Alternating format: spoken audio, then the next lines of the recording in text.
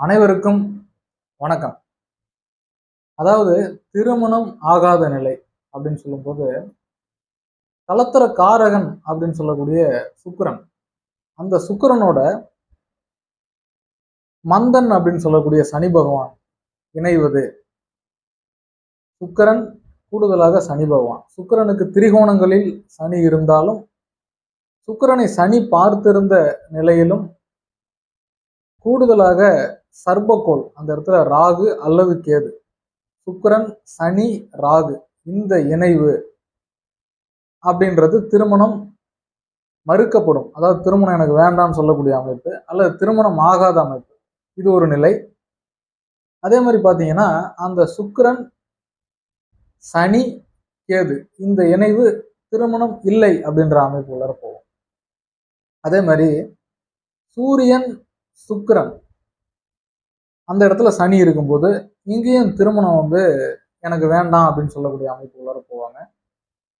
அப்ப சுக்கிரன் சனி ராகு அல்லது கேது இந்த இணைவு, சுக்கிரன் சூரியன் இந்த இடத்துல சனி இணைவு, இந்த காம்பினேஷன் அப்படின்னு சொல்லும்போது இவங்களுக்கு திருமணம் இல்லாத நிலை அல்லது திருமணம் வேண்டாம்னு சொல்லக்கூடிய நிலை.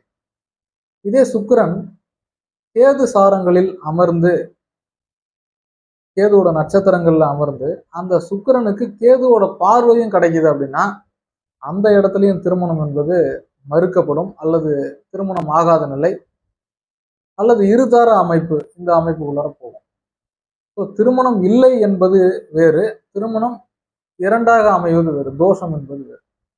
அப்ப இந்த இடத்துல பார்த்தீங்கன்னா சுக்கிரன் சனி அப்படின்னு சொல்லும்போது ராகுவோ அல்லது கேதுவோ குறுகிய பாகையில் இணையும்போது திருமணம் இல்லை அப்படின்னு சொல்லிடலாம். சூரியன் சுக்கிரன் இந்த இடத்துல இணைந்து அந்த இடத்துல சனி இருந்தாலும் இந்த அமைப்புக்குள்ளார வந்துடும். அப்ப இது ஆண் ஜாதகத்துல ரொம்ப நேர்த்தியா பொருந்தும். நீங்க ஆய்வு பண்ணி பாருங்க. இதுல விதிவிலக்குகள் உண்டு.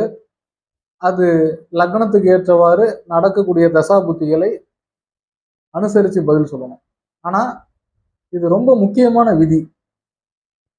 நன்றி. மற்றொரு பதிவில் சந்திப்போம்.